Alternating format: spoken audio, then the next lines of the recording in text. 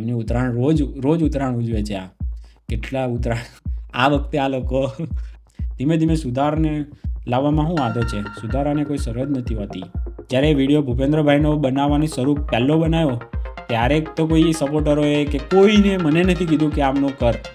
એ ભગવાનની પ્રેરણાથી એમના એક સંકેતથી મેં ચાલુ કર્યું.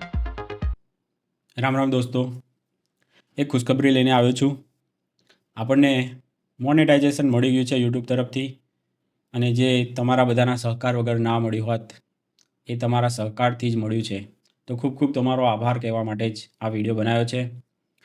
અને થોડી વાત કરી લઈએ.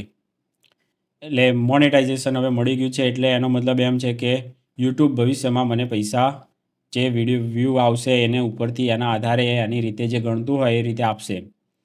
તો હવે જે પણ મહેનત કરું છું હવેથી, અત્યાર સુધીનું તો કાંઈ ના મળે, પણ હવેથી હું જે મહેનત કરીશ એના મને પૈસા પણ મળશે. અત્યાર સુધી તો ફ્રીમાં સેવા કરી નાખી, અને ફ્રીમાં કાંઈ નહીં, એ બધી શરતો માટે કરવું જ પડે. એની જે શરતો એના પેરામીટર હોય એ બધું પૂરું કરવા માટે એ મહેનત ના કરો તો એ મળે બી નહીં. એટલે એ બધું જ એનું જ દેન છે કે આગળથી તમે મહેનત શરૂ કરો એટલે તમને યોગ્ય છે તમારી મહેનત પ્રમાણે તો એ મળશે. પણ આ બધી મહેનત આટલા ટૂંકા સમયમાં કેમ સફળ થઈ? કારણ કે ભૂપેન્દ્રસિંહ ઝાલાનો પક્ષમાં, એમના સપોર્ટમાં, એમને નિર્દોષ વ્યક્તિને જે સાથે જે અન્યાય થયો એને મેં ઉપાડ્યો. તો ઘણા બધા મિત્રોએ મને એમાં સહકાર આપ્યો અને એ વિડીયો વાયરલ થયા, ફેમસ થયા, અને એ વિડીયોથી બાજારું મીડિયા હલબલી ગયું. સૌથી મોટી જીત તો એ છે. પૈસા નહીં મળે, પૈસા મળશે, એ બધા કરતાં પણ બહુ મોટી જીત છે આપણી. ખાલી 10 જ દિવસમાં આપણી સામું લોકોને કાવતરા ઘડતા કરી નાખ્યા છે, ફક્ત 10 દિવસમાં. અને એ ભગવાનના સહકારથી આપણે કાર્ય આગળ વધારતા રહેવાનું છે, જેથી કરીને ગમે આવા કાવતરાઓ ઘડાતા રહે, ગમે તે થાય, એની સામે આપણને રક્ષણ ભગવાન આપશે. આ લોકોને કાવતરા ઘડવા તો જે ઘડવા હોય ઘડો. તમારે જેટલા બાણ વરસાવા હોય બાણ વરસાવી લો, તમારી મનમાં ના રહી જોઈએ. એ બાજારનું મીડિયાની સામે પણ કામ તો આપણું ચાલુ જ રહેશે.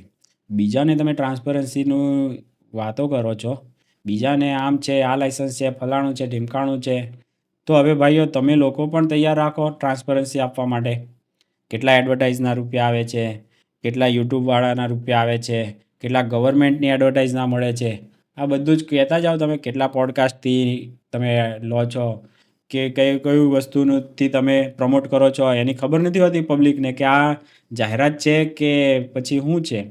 કચ્છના રણના વખાણ કરવા માટે કોઈ વિડીયો બનાવે, તમને એમ લાગે તો આ તો મફત જ હશે ને, પણ ભાઈઓ એના 15 લાખ રૂપિયા લેતા હોય, તમને ના ખબર હોય. આટલી અમતું કચ્છના, આપણું જ છે, આપણું ગુજરાત આપણું છે, કચ્છ આપણું છે, એના વખાણ કરવાના 15 લાખ રૂપિયા લેવાના. 15 લાખ લો ભાઈઓ. અમિતાભ બચ્ચન જેવો માણસ, જે વ્યક્તિ નોન ગુજરાતી આપણે ગણીએ છીએ, કહી શકાય કારણ કે ગુજરાતી નથી, એ વ્યક્તિએ 0 રૂપિયામાં ગુજરાત ટુરિઝમની એણે 0 રૂપિયામાં જાહેરાત કરેલી. 1 પણ રૂપિયો એ વ્યક્તિએ નહોતો લીધો. અને આપણે ગુજરાતી થઈને વખાણ કરવાના, ગુજરાતના રણના, કચ્છના રણના, એનો પ્રમોટ કરવાના, પૈસા લેવાના. ભાઈ વાહ ભાઈ વાહ. આ બધું તો હવે તમારે ટ્રાન્સપરન્સી તમે રાખો છો તો કહેવું જોઈએ કેટલા રૂપિયા લઈએ છીએ, બરાબર છે ને? આ બધું તમારે કહેવું જ જોઈએ કે કઈ વ્યક્તિનો આઈડિયો અમે પ્રમોશન કરીએ છીએ, એના આટલા રૂપિયા અમને મળે છે. તમે વિડીયો જુઓ છો એટલે તમને લોકોને અમારે કહેવાની ફરજ છે. એવું એ લોકોએ જાતે કહેવું જોઈએ કે નહીં, તમે જ સમજાવો. અને એ લોકોએ ટ્રાન્સપરન્સી દર મહિને આખું વેબસાઇટ પર નાખવું જ જોઈએ કે ગયા મહિનામાં અમારે આ બધાનો ખર્ચો આટલો થયો હતો, એના એડવર્ટાઇઝના બધાના આટલા રૂપિયા આવ્યા. કર્મચારીઓનું શોષણ તો નથી કરતા ને, એટલે એના પગાર કેટલા આપ્યો છો એ બધું કહેવું જોઈએ. કદાચ એ મિનિમમ વેજથી નીચે નથી ને, એ બધું બતાવવું જોઈએ લોકોને. બીજા ઉપર તરાપમાળી કરવાની, બીજાના બિઝનેસને બદનામ કરવાના, બિઝનેસમેનોને બદનામ કરવાના. કૌભાંડ ના હોય તો એ કૌભાંડી કહેવાના, ઠગ ના હોય એને મહાઠગ કહી દેવાના. આ બધા ધંધા તમારા છે તો તમે તો મોટા કેટલા આદર્શવાદીઓ હશો. એ બધું હવે પબ્લિકને જણાવો તમે કેટલા આદર્શવાદી છો. આ સવાલો બધા જ હવે અમે પૂછવાના છીએ, સમજી ગયા? હું બી જણાવીશ, બરાબર છે ને? હું પણ 1 રૂપિયાનો હિસાબ જોતો હોય આપણે જણાવીશું કે યુટ્યુબથી મારે કેટલી કમાણી થાય છે, દર મહિને જણાવી દઈશ, બરાબર છે ને? પણ તમારી તો ફરજ છે. હું પત્રકાર નથી તો બી આટલું હું રાખું છું ટ્રાન્સપરન્સી, તો તમે લોકો તો ખુદને મોટા મોટા પત્રકાર, અમને બાજારું મીડિયા કહી દીધી, કોઈ પણ આવું બાજારું તમને કહી દે.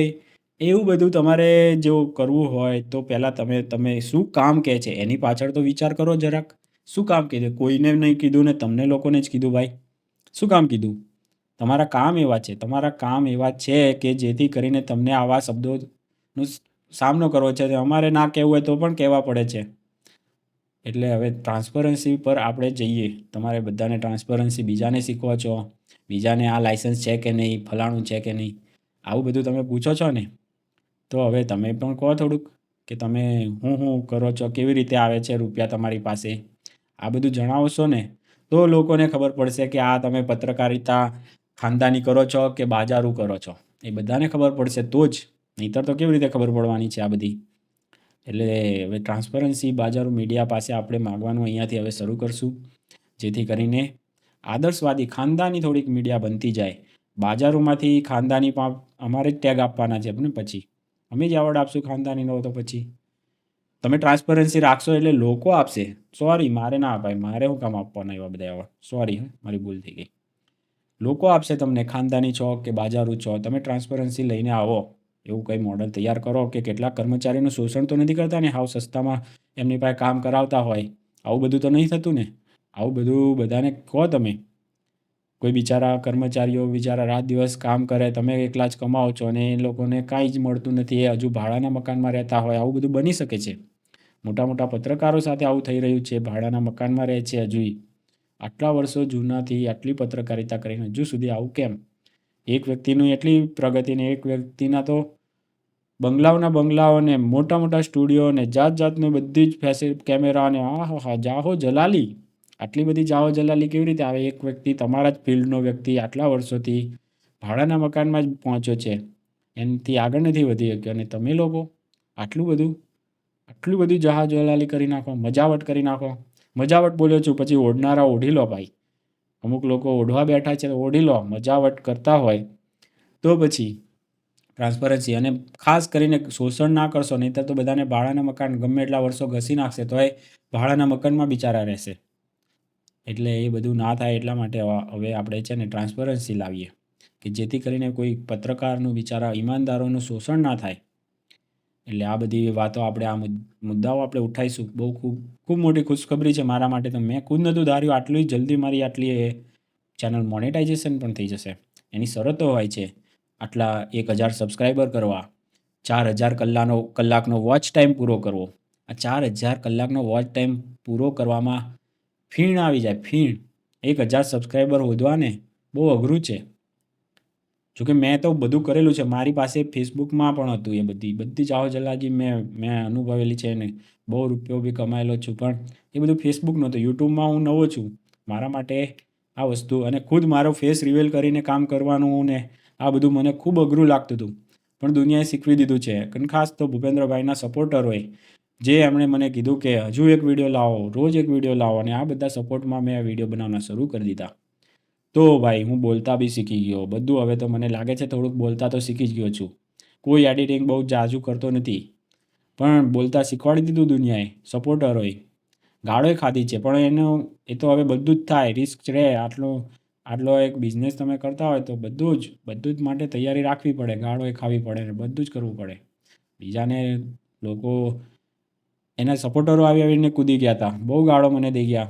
એ તો મેં વાત ના કરી કોઈને. ભલે જે હોય એ તમારે, એનાથી બી મને રૂપિયા તો હવે મળવાના ચાલુ થવાના જ છે. તો આ ખૂબ સારી મારા માટે ખુશખબરી હતી ને. ગઈકાલે જ થયું છે ચાલુ. ગઈકાલે એટલે આજે જ. અને આ વિડીયો કાલે આવશે સવારમાં. એટલે આજે ચાલુ થઈ ગયું છે. અને ખૂબ મારા માટે બહુ ખુશીની વાત છે. અને ઘણો સારો તમે લોકોએ પ્રેમ આપ્યો, આશીર્વાદ આપ્યા, આપતા રહેજો. અને ખૂબ ખૂબ ભગવાનનો પણ આભાર માનું કે જેમણે મને એવા સંકેત આપ્યા કે આ વસ્તી ઉપર અત્યાચાર થાય છે, એની ઉપર તું અવાજ ઉઠાય. કારણ કે મેં જ્યારે વિડીયો ભૂપેન્દ્રભાઈનો બનાવવાની પહેલો બનાવ્યો, ત્યારે તો કોઈ સપોર્ટરોએ કે કોઈને મને નથી કીધું કે આમનું કર. એ ભગવાનની પ્રેરણાથી, એમના એક સંકેતથી મેં ચાલુ કર્યું કે આ વ્યક્તિ ઉપર ખોટો મીડિયા અને છે ને બિચારા નિર્દોષ વ્યક્તિને હેરાન કરે છે, એવો એક મને સંકેત મળ્યો. એ ભગવાનનો જ હોય, બીજા કોનો હોવાનો? એ સંકેતને મેં પકડ્યો અને મેં પહેલી વિડીયો એના માટેની બનાવી. અને એ વિડીયો પછી બીજી બી જાતે જ બનાવી હતી. એમાં 200-300 જ વ્યૂ આવ્યા હતા. તો પછી બીજી બી મેં બનાવી પાછી. અને પછી એ પહેલી જે બનાવેલી હતી એ ભયંકર વાયરલ થવા માંડી. અને મારી પાસે આ બધા સાધનો, આ જે હથિયાર જે છે ને, આ બધા માઇક, રિંગ લાઇટ છે, મારો મોબાઈલ જ છે ખાલી મોબાઈલ, આ બધું જે છે ને એ કોઈ માટે મેં વસાવ્યું નથી. આ સ્પેશિયલ નથી વસાવ્યું આ યુટ્યુબ ચેનલ માટે. આ હથિયાર મારા છે ને પડેલા જ હતા.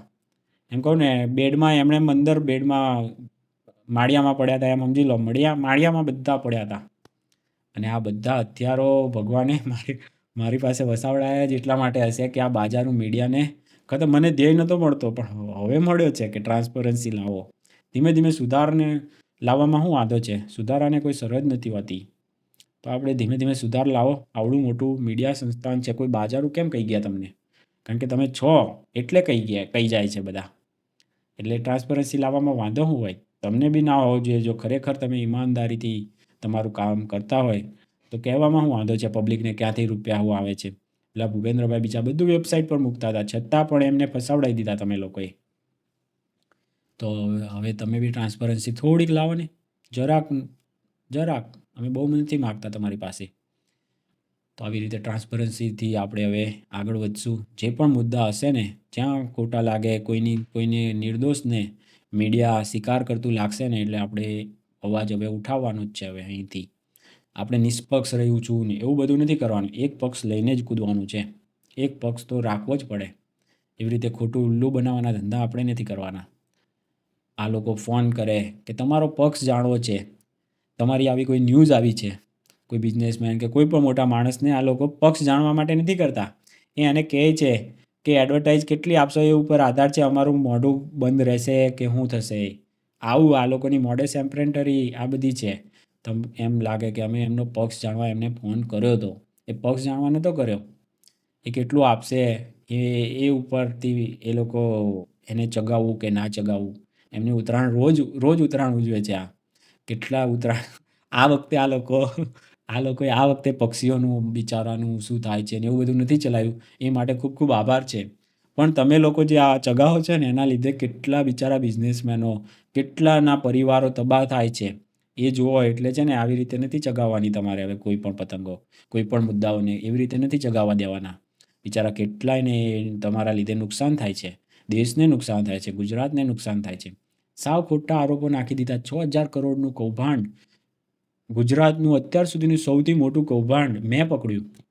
આ બધું બંધ કરી દેવાનું છે. આ કૌભાંડ, સૌથી મોટું કૌભાંડ પણ હું લઈને આવવાનો છું. આવતીકાલે કહેતા હોય ને તો આવતીકાલે ગુજરાતનું નહીં, આખી દુનિયાનું સૌથી મોટું કૌભાંડ કાલે હું એની સાબિતી સાથે લઈને આવું છું.